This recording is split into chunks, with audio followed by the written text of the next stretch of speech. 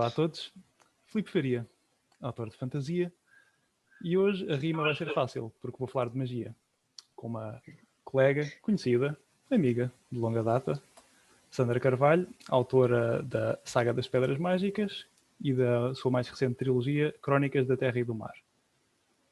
Julgo que mais apresentações são desnecessárias, não vamos fazer de conta que não nos conhecemos, portanto, mas de qualquer forma, Sandra, obrigado por teres aceitado o convite e bem-vinda ao Literatura Nacional. Obrigada eu, Filipe. Pronto, se tem que ser literaturada, que seja por ti. É difícil dizer.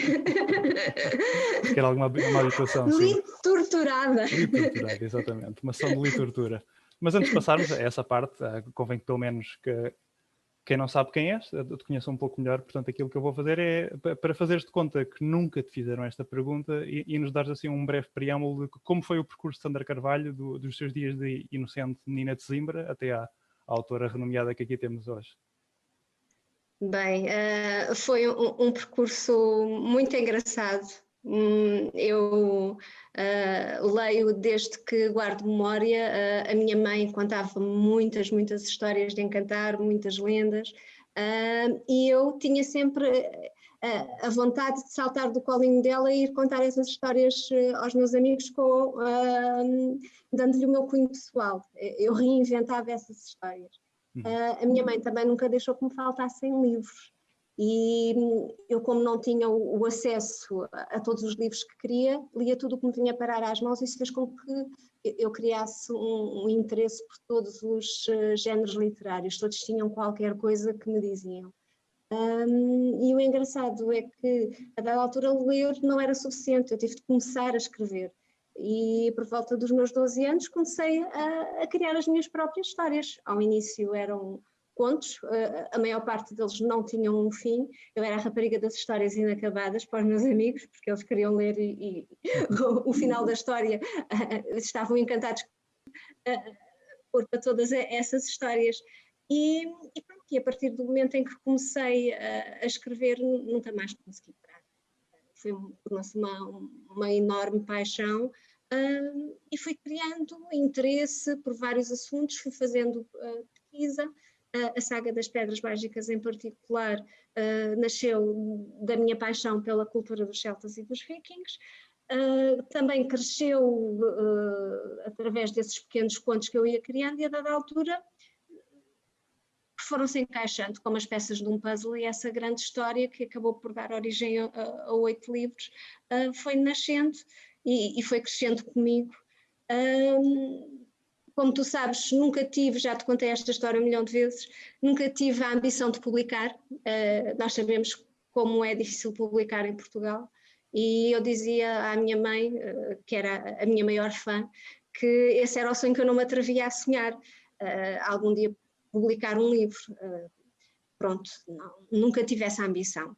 E as coisas foram acontecendo naturalmente, eu fui escrevendo, fui guardando, fui mostrando a um ao outro, e já adulta, já casada, e já tinha a história que acabou por dar origem à Última Feiticeira e ao Guerreiro Lobo, os 2 primeiros volumes da Saga das Pedras Mágicas escritas, e decidi dar-lo a ler a alguém que não gostava nem de romances e muito menos de magia, tal percepção que as histórias de fantasia são só para as crianças.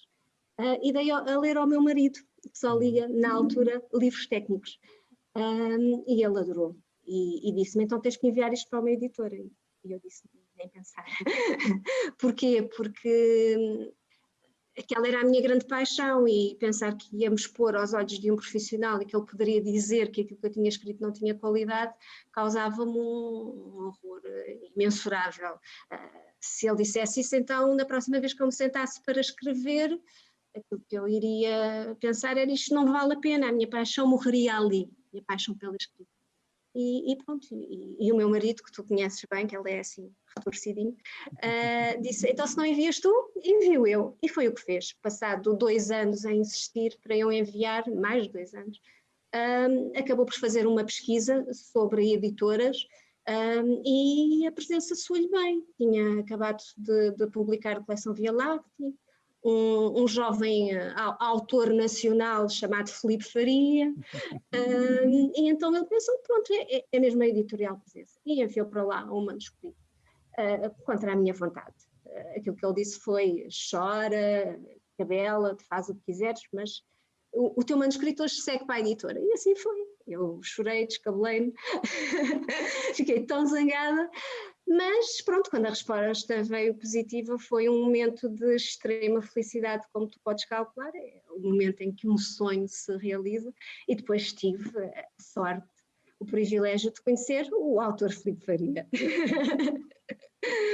Que, de certa forma, e tu sabes isso, eu já te disse várias vezes, acabaste por fazer parte deste meu mundo, porque foi uma das razões porque o meu marido escolheu enviar o manuscrito para a Presença, foi o facto de estar a apostar num jovem autor português.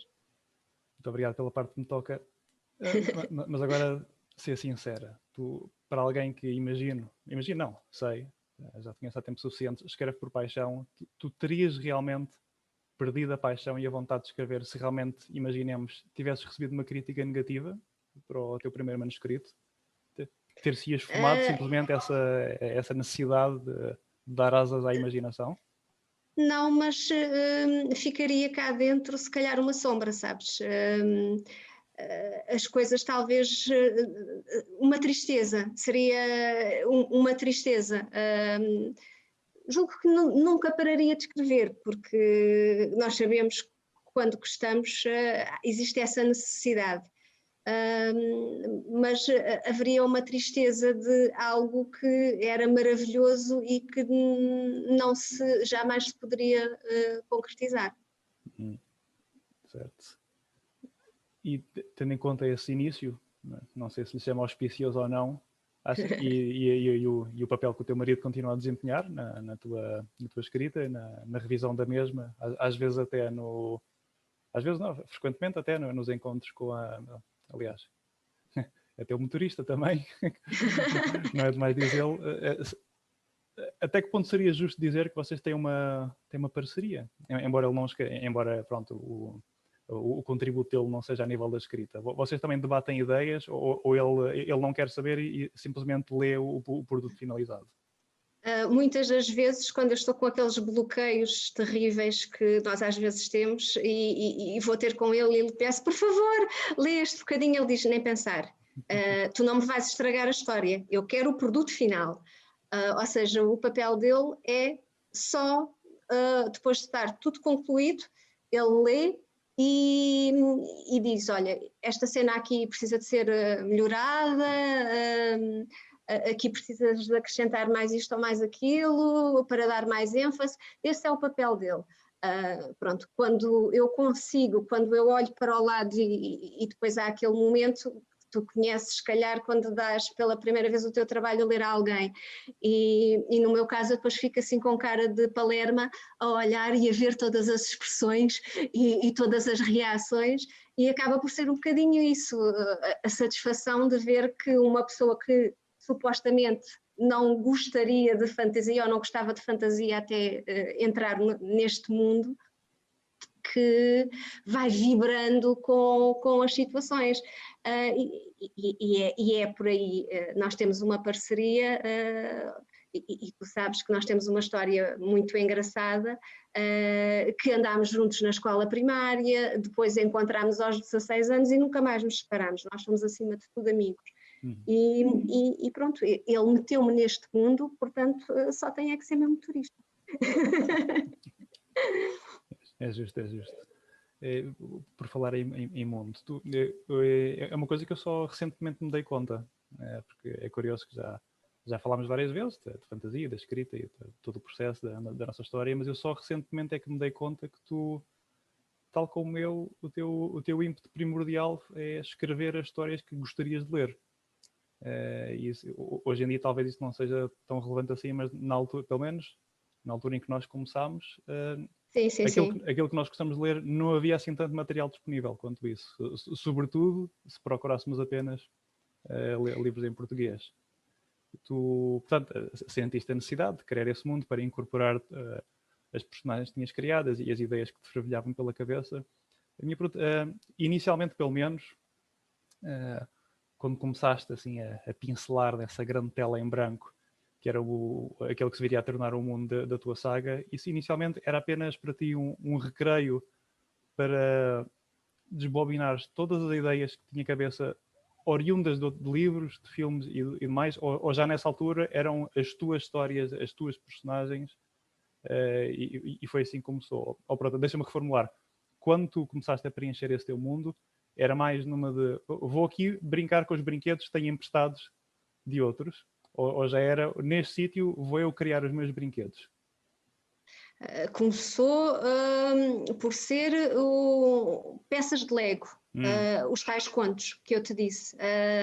Eu criava uma história, porque se tu fores a pensar, indo buscar aquilo que tu acabaste de dizer, eu tenho 48 anos, imagina Sesimbra, uma vila pequenina, há 40 anos, pronto, vamos imaginar que eu tenho 8 anos. Havia uma livraria, papelaria, e havia uma biblioteca muito pequenina. Eu não tinha grande acesso a livros. E a curiosidade que eu tinha que saciá-la em livros de história. E era a partir dessa pesquisa que eu fazia que me iam surgindo ideias também para as minhas próprias histórias. E tudo começava, eu lia uma página de um livro, imaginemos sobre vikings, e a partir daquela informação que eu retirava, surgia-me uma ideia. E eu ia ali tomando nota e aquilo ia configurando-se, eu não sabia muito bem para onde levar. São as tais peças de Lego que mais tarde formaram assim um castelo gigante. Mas começou tudo assim tudo muito disperso, ideias soltas que com o tempo e com a maturidade, daí eu dizer que a história foi crescendo comigo, com o tempo e com a maturidade foram-se aglomerando e foram tomando forma. Até porque eu teria sempre de a levar pelo caminho do romance, porque é a minha grande paixão. E a fantasia foi o modo que eu encontrei de reunir todos os géneros literários, de poder trabalhar todas as ideias, tendo por limite apenas a minha imaginação. Foi a partir daí que eu pensei, olha, eu estou a escrever fantasia e nem sequer me dei conta disso. Muito bem. Aí há muito por onde pegar, e precisamente por haver muito por onde pegar, de que forma é que tu achas que para alguém poderia ser uma tortura ler um livro teu? Ou seja, se quiseres diferenciar entre a Saga das Pedras Mágicas e as Crónicas da Terra do Mar, estás à vontade, mas digamos que para um qualquer hipotético leitor, de que forma é que poderia ser uma tortura ler um livro teu? Nós temos sempre aquela ferida nossa de nos dizerem que a fantasia é um nicho, não é? Mas eu por acaso tenho a sorte, se calhar porque eu abordo a fantasia muito pelo lado do romance, tenho a sorte de ter muitos leitores fora da área da fantasia, que até me dizem, eu não era leitora de fantasia e resolvi experimentar os livros da Sandra e adorei. Portanto, não posso dizer por aí que alguém que não goste de fantasia seja uma tortura ler um livro meu. Aquilo que às vezes os mais jovens se queixam, entre aspas, acho que tem a ver muito com o facto de eu colar as minhas histórias à realidade. E, ou seja, eles vão. Uma batalha, é um momento de grande crueza, onde há muito sangue, onde toda a realidade está ali espelhada. Um momento de ódio, um momento de loucura, está tudo ali escrito. E então a vida ao longo da saga está muito real. E o que acontece muitas vezes é que os jovens hoje estão muito habituados na literatura estrangeira a coisas assim muito mais leves.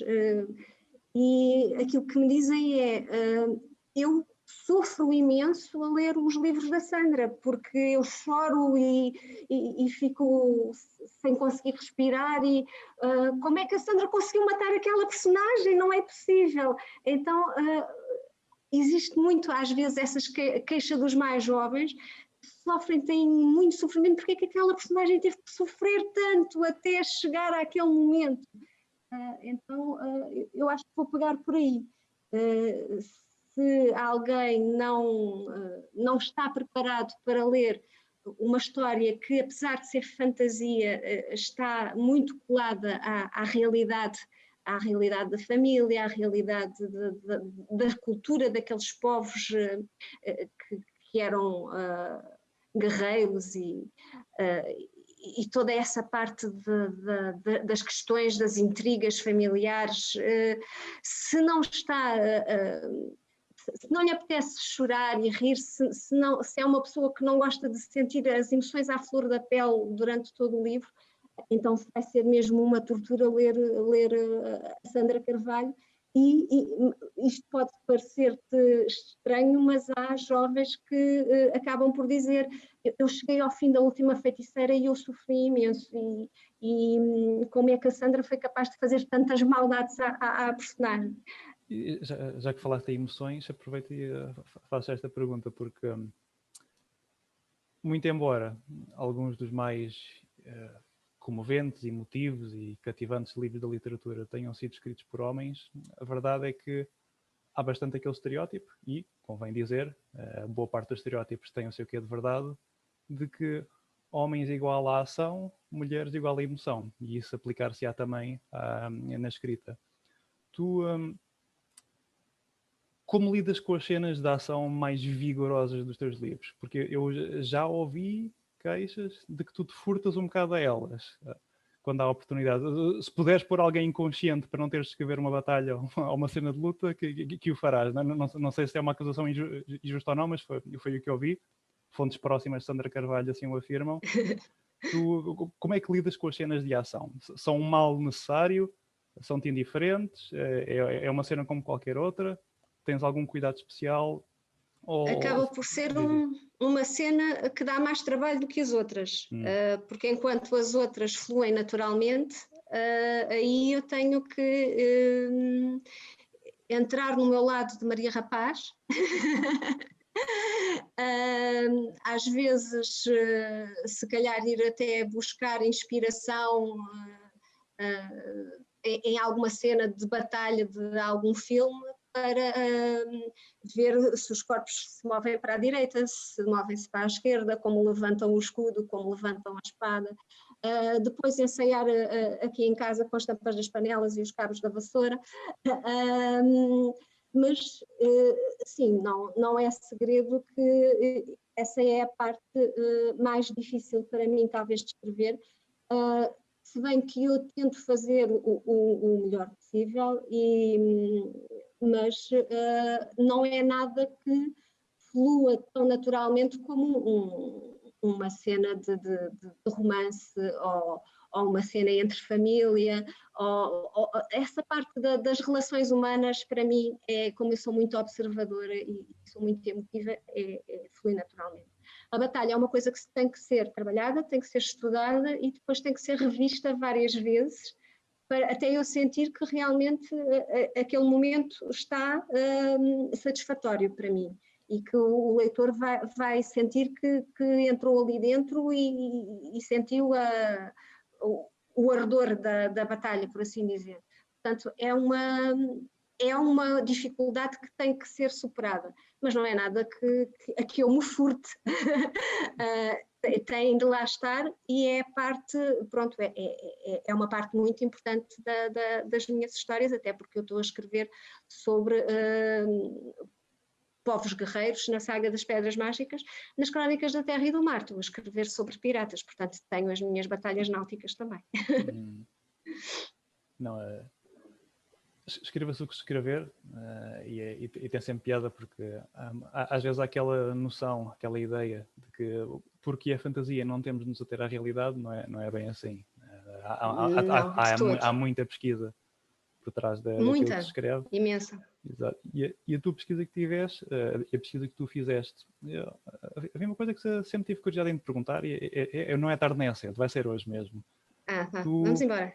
Os vikings e celtas, tu foi por uma questão de interesse ou foi porque... Não era assim. Há tantos anos que eu estava a fazer esta pergunta, agora não está a sair bem. Mas a minha dúvida é que, porque isto remete a algo que muitas vezes me perguntam a mim também. Diga, já que o Filipe inventa tanta coisa, escreve tanta coisa, porquê é que não escreve algo relacionado com Portugal? Tu, no teu caso, em vez de vikings e celtas, o motivo pelo qual, agora vou só tirar ao ar, não escreveste sobre celtiberos, ou sobre lusitanos, foi por falta de interesse, falta de material que pudesse pesquisar, não calhou, os outros vinham mais ao encontro enfim, das outras histórias que tinhas lido. Se é que há alguma razão por trás disso, qual é ela? Os celtas, principalmente, vêm da parte dos contos populares que a minha mãe me contava. Vem daquela paixão pelas florestas, pela magia dos druidas. Eu ainda longe de imaginar, para mim, druidas e feiticeiros eram praticamente a mesma coisa. Se tu pensares que aos 10, 11 anos nós não temos muito a percepção do que é a realidade histórica, portanto tudo se confundia. Essa parte dos celtas foi uma herança da minha mãe. Os vikings foi algo que me foi surgindo com os anos. Eu já tinha, já conhecia bem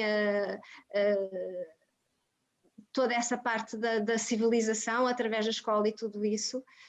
E depois aconteceu uma coisa muito engraçada que me fez virar os olhos para o norte do mundo, que eu nunca contei a ninguém. E então vou-te contar a ti.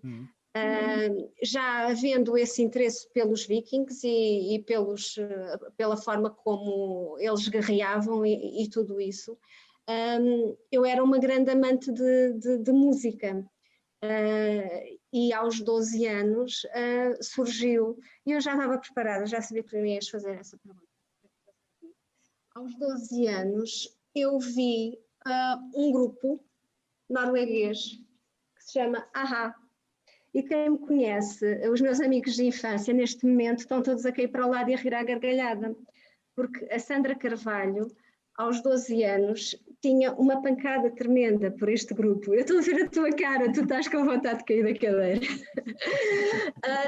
E então, pronto, um grupo norueguês, eles têm uma música que se chama Hunting High and Low, e a saga das Pedras Mágicas, o amor da Cat e do Thorsten, nasceu ao som dessa música, e quem for ver esse vídeo vai perceber o porquê, e quem ouvir a letra da música vai perceber o porquê. A partir daí, o meu interesse pelos vikings, pela civilização viking, foi crescendo com o meu interesse pelo grupo e pela Noruega, e a partir daí tudo se foi misturando e foram nascendo histórias, e a saga foi nascendo e desenvolvendo-se ao som destes senhores, a quem eu devo grande parte da diversão da minha infância. E pronto, ficaste a saber o grande segredo, ficaram todos agora por trás de como nasceu o amor da Cat e do Thorsten. Estás com uma cara tão pateta agora. E pronto, não estavas nada à espera desta. É tão bom conseguir desconcertar o Filipe Faria. Digo que não podia dizer com o Raul Minha Alma. A minha alma está parva. Porque pronto, quem me conhece sabia que eu aos 12 anos tinha o meu quarto forrado com os pósteres do a-ha, ia para a escola com um dossiê forrado com os pósteres do a-ha, e então a partir daí, pronto, eu nunca contei esta história porque não fica bem a uma escritora estar a dizer que a sua história começou por causa do interesse por uma banda. Mas pronto, já acho que já é tempo. Aliás, eu vou deixando pistas, às vezes quando me perguntam de músicas, eu indico sempre o Hunting High Low do a-ha. mas pronto, nunca houve ninguém que me aprofundasse, que me pedisse para aprofundar a questão. E foi hoje. E eu acho que tu merecias. Obrigado. É que nem foi a versão dos Stratovarius, de Hunting High and Low, a original dos A-ha. Estou sem palavras. Obrigado por partilhar. Acho que há muita gente que que ao ver isto se vai rir, porque pronto, os meus amigos íntimos sabem todos desta história e pronto, é uma nota engraçada. O meu interesse pelos vikings foi parcialmente pela sua cultura, mas depois acabou por se desenvolver pela graça que eu achava à banda e às suas músicas e quis saber mais sobre as origens desse povo a partir daí. E as coisas foram surgindo, foram-se desenvolvendo e grande parte, toda a estrutura que foi crescendo da saga foi a partir daqui, foi com as músicas desta banda. Daí a música também estar muito enraizada na minha escrita. Isto é claro. Vai haver claramente uma Sandra Carvalho pré e pós-literatura nacional, depois de uma revelação desta. Certo. Agora temos de trocar essas voltas. Deixa eu ver se consigo pôr esta entrevista nos eixos outra vez. Agora não sabes o que perguntar a seguir. É por isso que nós nos divertimos os dois, não é? Mas então para me ajudar a mim mesmo a entrar nos eixos, vou aprofundar um pouco mais a pergunta que levou a esta revelação. Não estou a conseguir. Mas digamos assim... Estás proibido de editar esta parte porque eu quero te dizer a que achar no livro. Fica prometido. Mas digamos assim, as tuas personagens desse teu mundo de fantasia que criaste, peguemos por exemplo nos nomes delas. Caitlin, o Thorst. Pronto. Tu queres saber como é que surgiram esses nomes, certo? Não necessariamente. A minha dúvida pendia-se mais, aliás, voltando à questão original, tu optaste conscientemente por manter esses povos, essa nomenclatura, muito próximos de civilizações e tribos que existiram no nosso mundo, e voltava uma vez mais à tal coisa do... imaginando que teria sequer havido uma possibilidade de tu teres criado um mundo, chamemos mais patriótico, por assim dizer. Imagina que a tribo da feiticeira seria mais baseada digamos, em tribos lusitanas, por exemplo, e com uma nomenclatura que fosse mais parecida com a nossa mitologia. Aí está, voltando àquela questão da mesma forma que me perguntam a mim, porque é que o Filipe não escreve algo baseado no folclore ou na mitologia lusitana, portuguesa, o que for. Isso passou-te sequer alguma vez pela cabeça ou estava claramente decidido e, vá lá, escrito nas estrelas que o mundo que tu ias criar estaria forçosamente associado mais à mitologia celta, gaélica, digamos assim, para diferenciar do celtibero, e viking, nórdica, escandinava? Pronto, essa parte não é segredo, porque eu muitas vezes falo sobre isso nas escolas. Os meus professores de História não tiveram, se calhar por culpa minha, o condão de me fazer apaixonar pela história de Portugal enquanto eu estudei. A história de Portugal foi-me transmitida de uma forma muito fria e muito rígida. Os reis ABC, as batalhas 1, 2 e 3, e agora empinem tudo isso, façam o teste, e no dia a seguir a Bela da Sandra já não se lembrava nada do que tinha estudado. Eu comecei a apaixonar-me pela história de Portugal a ver os programas do professor José Hermano Saraiva, porque ele conseguia transmitir dentro da realidade histórica, e depois está aqui pano para mangas e para discussão entre historiadores e tudo isso que tu bem conheces, mas isso não importa. Importa a emoção que ele transmitia. Eu ouvia as histórias e eu queria saber mais, enquanto eu estava numa aula de História de Portugal, eu só queria que desse o toque para a saída para eu fugir da sala. Ou seja, com essa idade, com a idade que eu comecei a criar histórias, eu fui atrás das histórias que realmente me apaixonavam, que me causavam emoção, que me estimulavam. Não era com essa idade, nesse momento da minha vida, a história de Portugal. Isso aconteceu depois, já com a maturidade, com a minha própria curiosidade de descobrir a emoção na nossa história. E foi já em adulta que eu me apaixonei pela história de Portugal.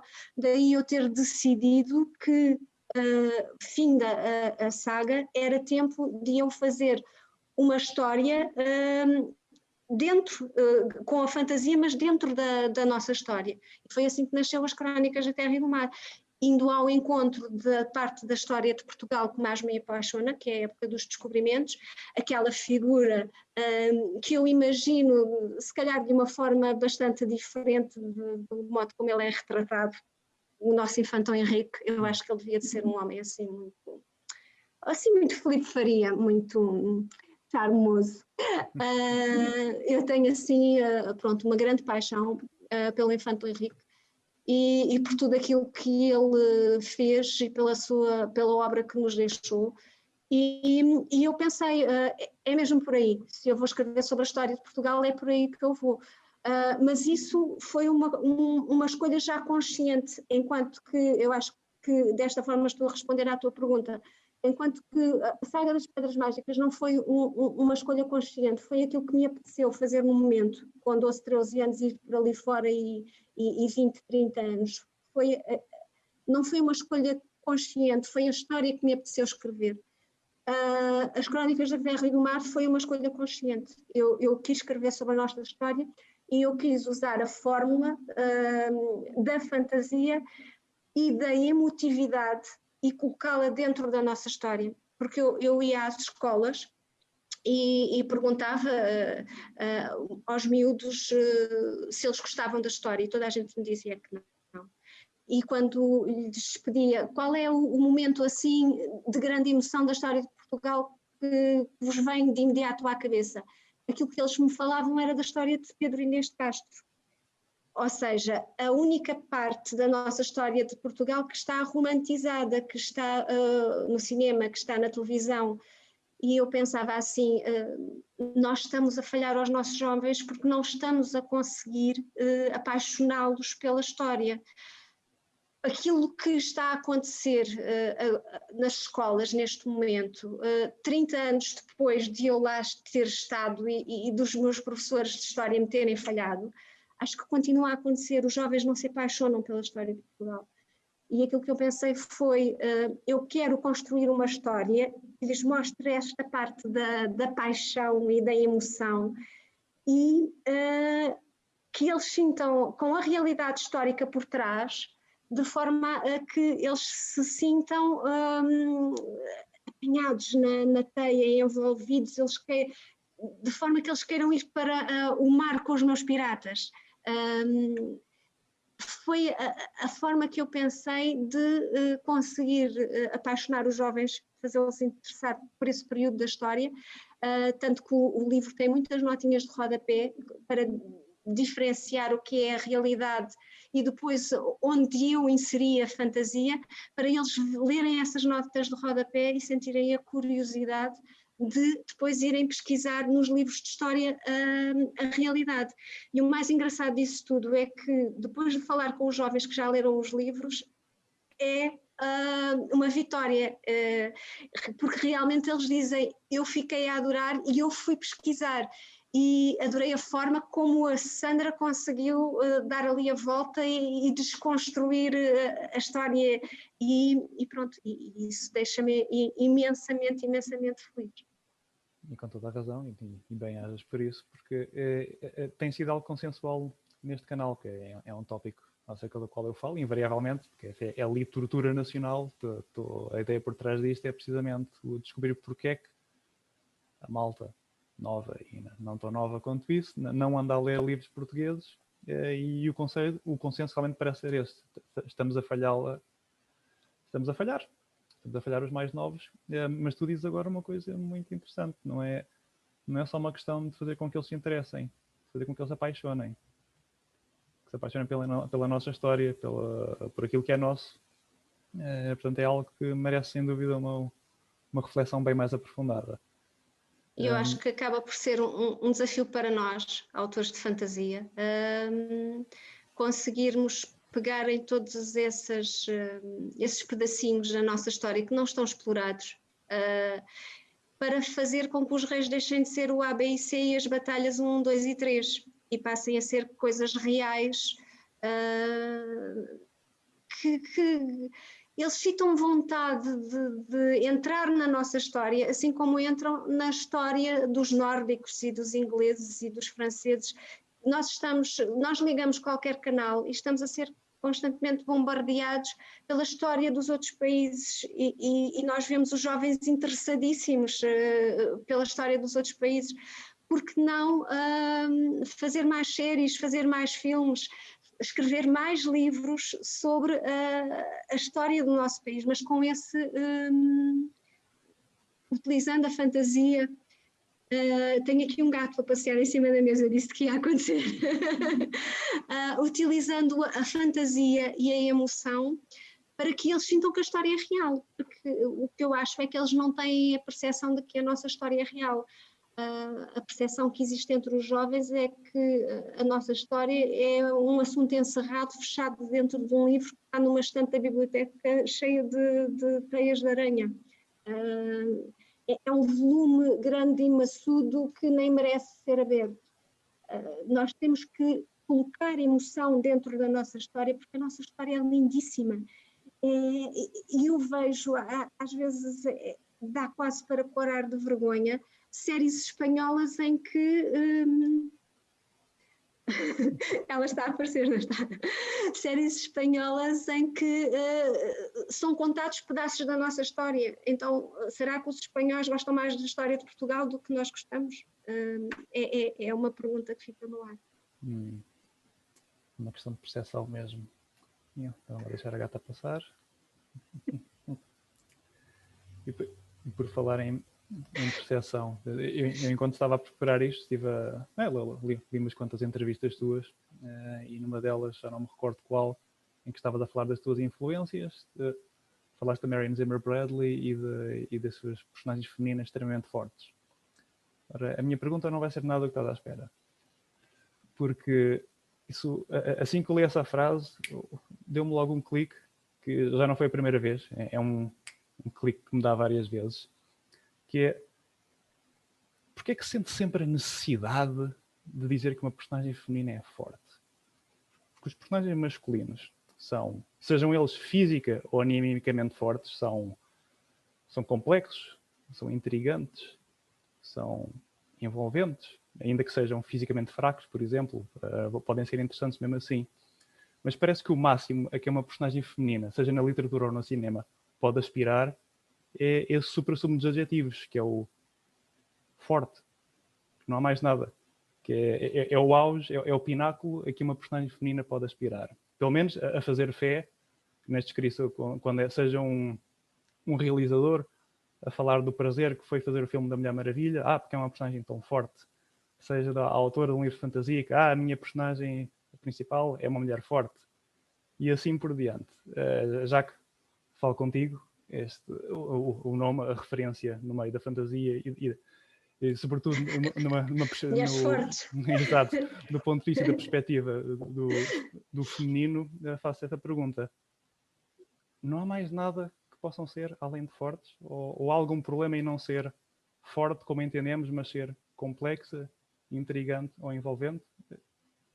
Eu acho que as minhas personagens são isso tudo e são fortes.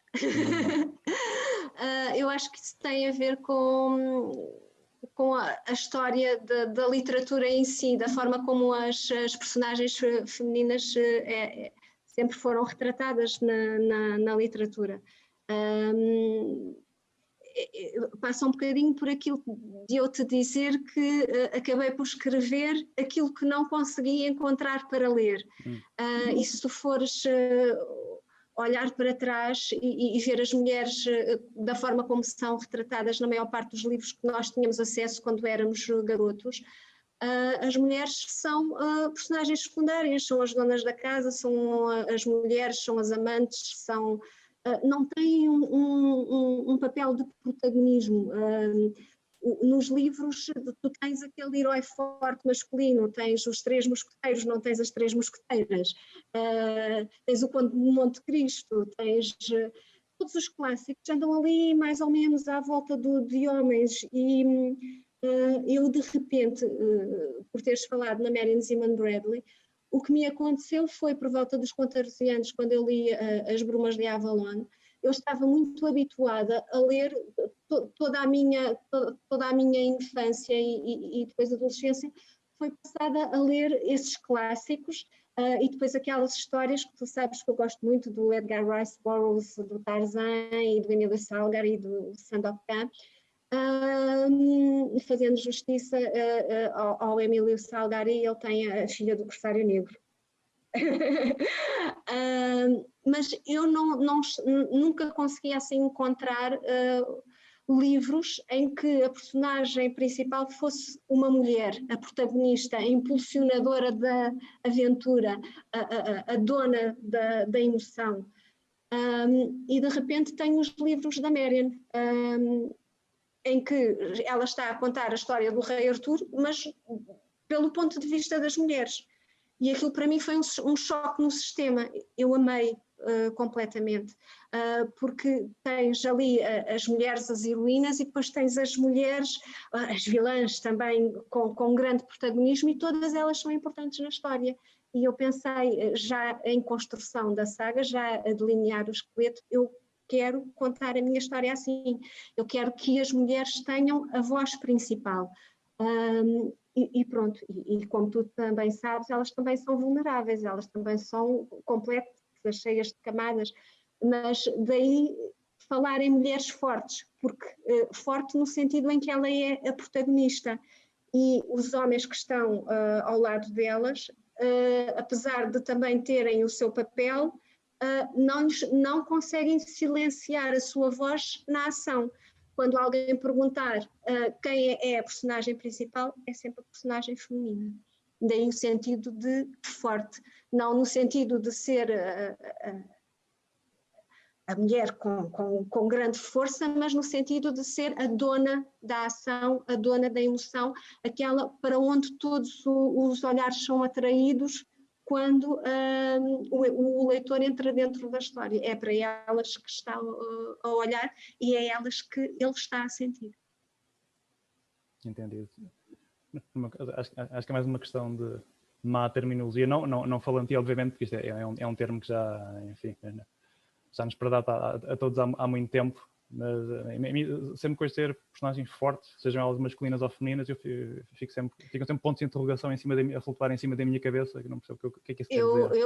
Eu levo o entendimento aí da palavra forte nesse sentido que te expliquei agora, o forte no sentido em que é ela que comanda a ação, é atrás dela que todos vão, todos os outros personagens vão.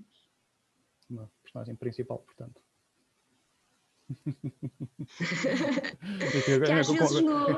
Como podes imaginar, isto aqui passávamos horas nisto, mas eu tenho perfeita noção que no fundo estou só a ser obnóxio com a questão de terminologia, mas sim, obrigado pelo esclarecimento, porque isso faz todo o sentido e é mesmo uma questão de não é força literal e nem necessariamente força anímica, são personagens que conduzem a narrativa, que com as suas qualidades e vulnerabilidades acabamos por nos afeiçoar a elas.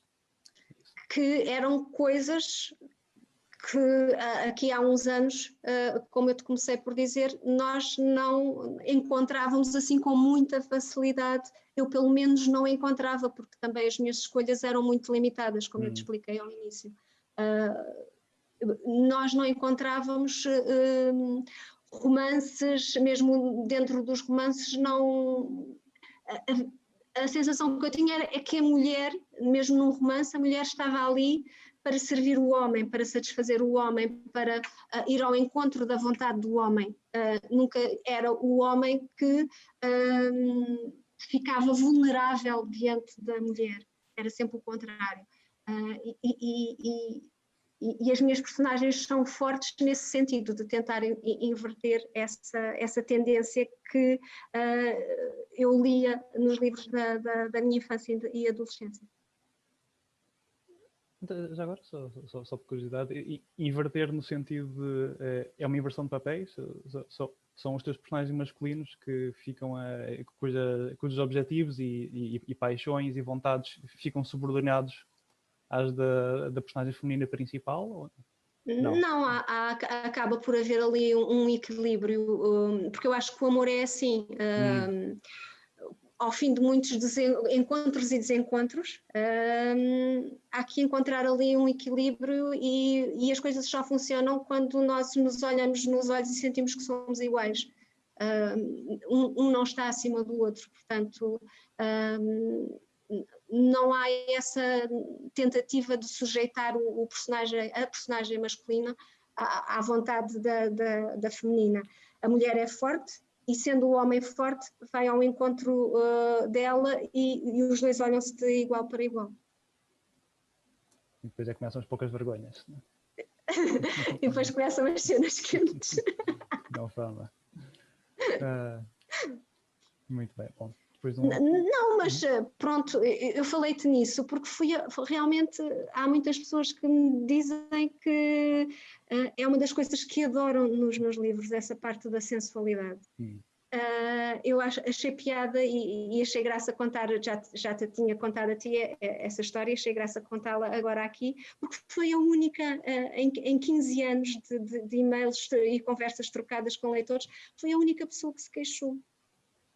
E, portanto, eu nunca me consegui esquecer por causa disso, porque ficou marcado. Mas a ti nunca te perguntaram a copa de uma personagem tua, pois não? Esse recorde continua a ser meu. Exatamente. Se calhar porque as minhas cenas são muito suaves, daí eu não perceber também, porque as minhas cenas são muito sensuais, a linguagem é muito cuidada, é tudo muito romântico, apesar de estar lá todos os elementos necessários para causar calor no leitor, não é verdade? Mas é tudo muito suave, até porque eu sei que existem muitos jovens de 11, 12 anos a ler os meus livros, portanto nunca poderia ir por esse caminho, até porque acho que não é o caminho que mais me agrada. Eu gosto que haja uma sensualidade baseada no amor. Portanto, sim, tu tens a parte da... Diz lá a palavra? Qual palavra? Cópula. A cópula. Então, e tu já contaste a história da cópula? Tens que fazer um vídeo a contar a história da... Espera lá, cópula? Não foi o que tu disseste? Não, tu também... Copa. Copa? Copa. Sutiã. Pronto. Já estás a pensar noutra coisa. Essa mente perversa já estava a levar a conversa para outros lados. Não, é outra história. Julgo que já partilhei alguns no meu blog, mas talvez um dia também se propicie contar aqui. Não tem nada de mais. Foi uma inocente pergunta. Inocente? Ou talvez nem tanto. Pergunta por e-mail em com Qual é o tamanho da copa do sutiã das tuas irmãs? Era um leitor entusiasmado com certas cenas que eu tinha descrito e tinha-se afeiçoado bastante a duas personagens femininas e fiz algumas perguntas um pouco mais específicas que eu não sou bem como responder, confesso. Acho que disse, bem, na altura não vendiam sutiãs, desculpe, não sei dizer. Não tinhas imaginado o tamanho da copa? Mas sim, não. Foi isso que me perguntou. Pausa. Eu sei, mas agora vamos voltar a pôr a coisa nos eixos. A tua escrita é apaixonada, os teus leitores nota-se a paixão cá por trás deles. Eles seguem-te fervorosamente e seguiram-te fervorosamente ao longo destes anos e estou certo de que continuarão a fazê-los e tu sempre cultivaste uma relação de grande proximidade com eles. Desculpa, os meus leitores são os melhores leitores do mundo.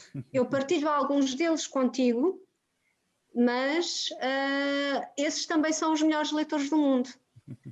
Mas os outros não são. São todos meus. Os meus leitores são os melhores leitores do mundo. É uma relação especial que tens com eles, sem dúvida. Muito.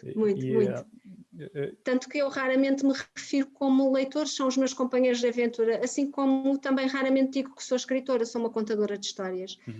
Assim como estou a falar contigo aqui, é como falo com eles e tu conheces-me bem e sabes, eu faço sempre questão de ouvir o que eles têm para me dizer e divertimos-nos muito, e muitas das jovens e raparigas e rapazes que começaram comigo a ler com 12, 13 anos, hoje são homens e mulheres e continuam a vir ao meu encontro, inclusive alguns deles tornaram-se meus amigos e eu tenho muito orgulho em seguir o percurso deles e saber o que é que se está a passar na vida deles, porque basicamente são amigos, são pessoas muito especiais que 15 anos de convívio proporcionam este tipo de relação. E para mim é sempre muito, muito especial o facto de eles virem ao meu encontro onde quer que eu esteja e de estarem ao meu lado sempre que for preciso. É uma coisa que mesmo a mim aquece o coração, porque apesar das minhas duas perguntas preconceituosas e estereotipadas, apesar de não, precisamente por causa disso, foi para mim inicialmente uma grande surpresa e depois um grande prazer ver a interseção entre os nossos dois públicos, porque verificamos isso constantemente em sessões de autógrafos, ou quando vamos falar às escolas, ou onde quer que seja. Pelo menos a mim no início surpreendia, mas não sei se contigo foi a mesma coisa, mas hoje em dia é para mim realmente uma grande alegria ver um público tão diversificado que eu à partida não imaginaria que, enfim, fosse ao encontro de uma saga de fantasia mais vigorosa, chamemos-lhe assim, no meu caso pré-pubescente, na altura em que começou. Mas a verdade é que há essa grande interseção entre o nosso público e que realmente vem a provar que não há, embora nuances à parte, não há uma fantasia para o masculino ou para o feminino. Há fantasia, pronto. Desde que consigamos cativar a imaginação dos leitores, não realmente. Hoje reconheço que eu próprio me estava a limitar a mim mesmo. Não que eu me sentasse e dizer, ok, hoje vou escrever só para os rapazes. Isto é um livro só para gajos. Isso não é consciente ou inconscientemente, isso nunca teve na minha cabeça, mas havia de certa forma essa expectativa. Quando eu publiquei, quando vi o livro nas bancadas, para grande surpresa minha, havia realmente bastantes raparigas a folheá-los e, pasme-se, a comprá-los e, pasme-se, a virem às sessões de autógrafo que depois se seguiram. Foi para mim uma viagem de descoberta e então aquelas perguntas que eu fiz foi precisamente também para confrontar uma noção que eu próprio ainda tenho e que muitas pessoas talvez também pensem quando compram um livro, vem a saga das pedras mágicas, vê uma rapariga com uma pedra preciosa, um vestido, pois, se for um homem pensa bem, isto claramente não é para mim. Poderão pensar, eventualmente, mas não é necessariamente verdade. Eu próprio aprendi isso e espero que, ao ver nesta entrevista, quem talvez possa ter reservas, seja ele homem a ver um livro com vestidos, seja ele uma menina a ver um livro com espadas e sangue ou o que for, fantasia de facto é fantasia e há algo para todos. Eu acho que é isso. Acho que é com isso conseguimos cativar um público mais abrangente, pelo menos. Eu acho que sim, acho que sim. Eu ao início, tal como tu, também achava que pelo facto de o romance estar mais presente nas minhas histórias, que iria atrair um público mais feminino. Que os rapazes, como tu agora disseste, iriam olhar para a capa do livro e pensar, isto é um livro para raparigas. E foi uma surpresa grande e muito agradável começar a receber e-mails de rapazes e começar a recebê-los e a conversar com eles nas feiras dos livros. Tenho uma história que costumo contar que é muito engraçada, de um jovem que se sentou ao meu lado com a namorada. Ele é que era o leitor e de dizer obrigada Sandra, porque através dos seus livros eu finalmente consegui perceber a razão porque é que a minha namorada faz tantas birras. a Sandra permitiu-me entrar dentro da cabeça da minha namorada, pelo facto talvez de a história ser narrada por uma mulher. Mas isso que tu estás a dizer é absoluta verdade. Ainda bem que os nossos leitores, a dada altura, se começaram a cruzar. Eu acho que não existe já essa distinção. Porque tu também tens romance nos teus livros, eu também tenho batalhas nos meus, e aquilo que as pessoas procuram é uma boa fantasia, uma boa história, uma história bem contada, e eu gosto de pensar que nós dois sabemos contar boas histórias, somos bons contadores de histórias, portanto é isso que os leitores gostam nos nossos livros, e é por isso que gostam de nós e pronto, e acabam por se cruzar, e acho que ficamos muito gratos por a dada altura estarmos sentados na feira do livro e vermos eles a saltarem da tua cadeira, da cadeira que está à tua frente para a cadeira que está à minha frente e vice-versa. É muito bom. Sem dúvida. Bom, agora, depois de um tópico tão pesado e tão envolvente e tão sério, está na altura de um pouco de brincadeira. Já sabias ao que vinhas, é aquele momento inevitável que todos os entrevistados mais temem.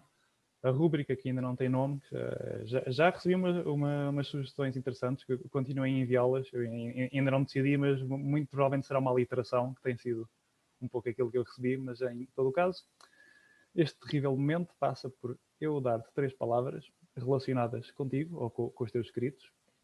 Tu, quer as conheças, quer não, a ideia não é mostrar quem é que sabe mais palavras, mas sim quem é que consegue fazer frases engraçadas com palavras que possa conhecer ou não. Estás pronta para o desafio? Claro que sim. Eu só sei que nada sei e mesmo assim não tenho a certeza. Posso já dar-te uma pista que as 3 palavras dizem respeito à saga das Pedras Mágicas. Está bem. Portanto, não são Então palavras que tenhas necessariamente utilizado, mas que se servir de pista, fica aqui. Então, a primeira palavra, esta, na verdade, é uma escolha um bocado estranha, porque tu vais saber o que é que ela significa, e eu só a escolhi por causa de um significado mais obscuro que ela tem. Mas em todo o caso, estás à vontade para fazer uma frase com ela. E a primeira palavra é saga. Que frase é que farias com saga? Essa misteriosa palavra, inefável, insondável. O meu percurso literário é uma grande saga. Não, mais a dúvida. E esta, eu já nem sei Fui como ao encontro daquilo que tu estavas à espera ou não? Sim. Até porque, pronto, é a definição e o significado que quase todos conhecemos, mas saga também quer dizer bruxa, feiticeira ou alcoviteira. Não saberia dizer-te qual é a etimologia. E pronto, eu tenho de as ser todas porque eu sou todas as minhas personagens. E assim dei a volta ao texto. Muito bem. Então, esta primeira foi fácil. A segunda, como eu disse, Saga das Pedras Mágicas, e já que és uma menina de Sesimbra, talvez tenhas ouvido falar dela. A segunda palavra é pandulho. Pandulho. Eu antes de vir fazer esta brincadeira contigo, enchi bem o pandulho para me sentir fortalecida. Boa. Mas não. Pronto. Pandulho, neste caso, é uma pedra que serve de âncora. E talvez algum pescador aí da localidade. Não, nós costumamos dizer encher o pandulho é comer à farta. Pois o bandulho. Encher o bandulho é cá connosco também.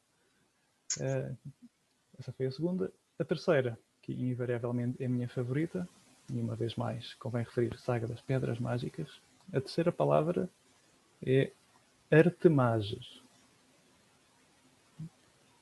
Se ajudar, vou escrevê-la. Para tu ao menos saberes qual o aspecto. Artemagens. Que frase é que farias com ela?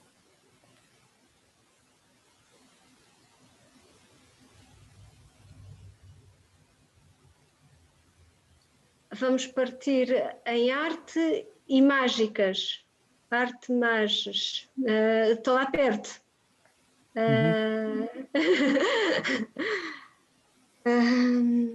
Eu não debruço demasiado a tentar imaginar o que é que ela querá dizer. Eu disse só, assim, espontaneamente, que tipo de frase é que farias com ela? Que frase é que farias com ela? Arte mágica.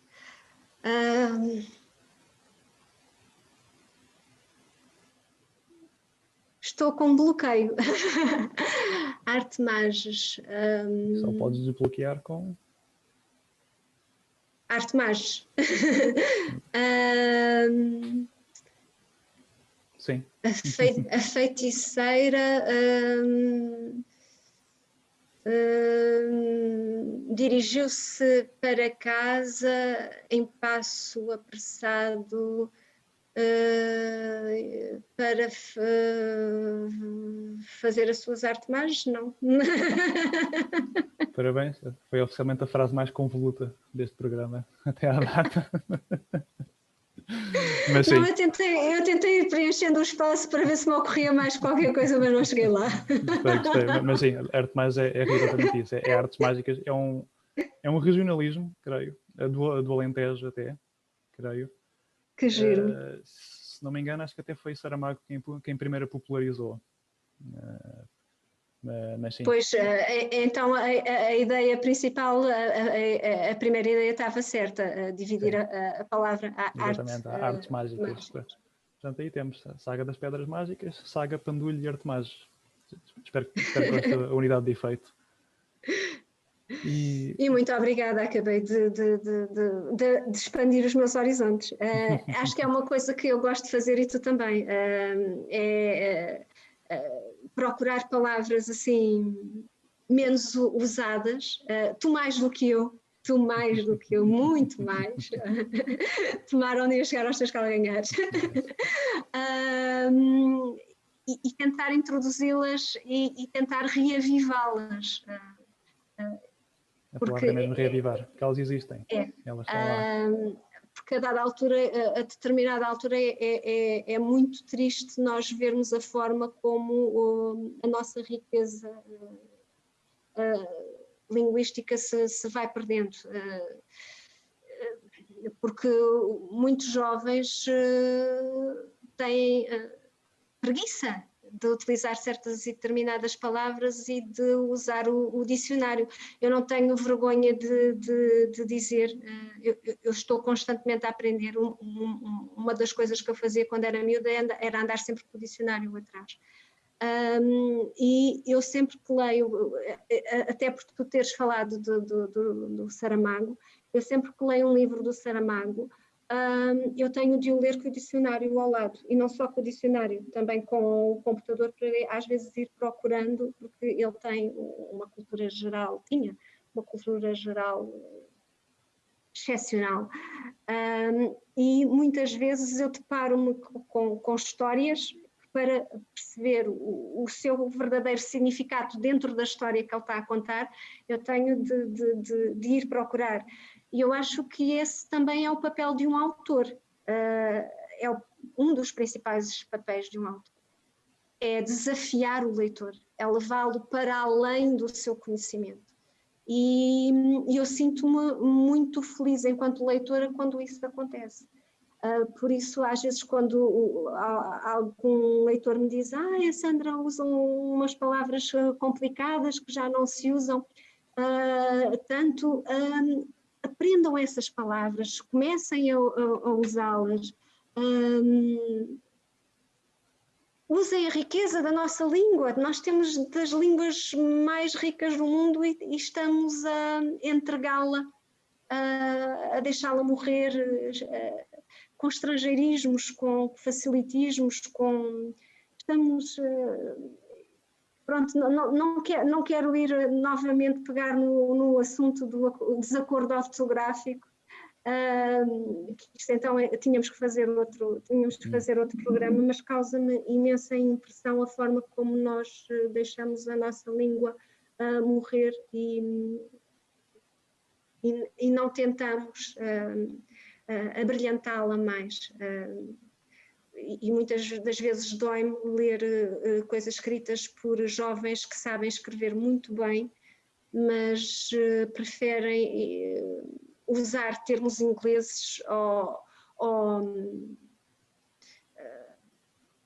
colocar a nossa língua, as nossas frases de uma forma que a dada altura tu parece que estás a ler um texto que é traduzido do inglês e não um texto português. Tu percebes aquilo que eu estou a querer dizer.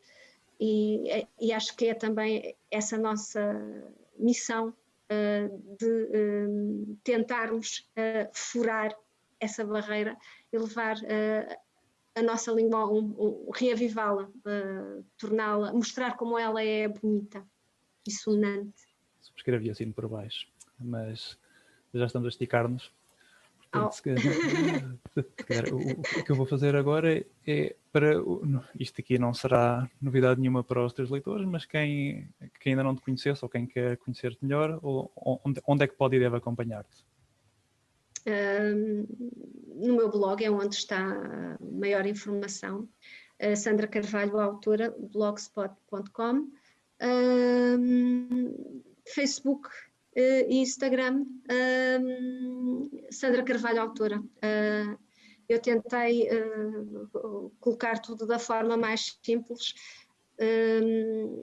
e pronto.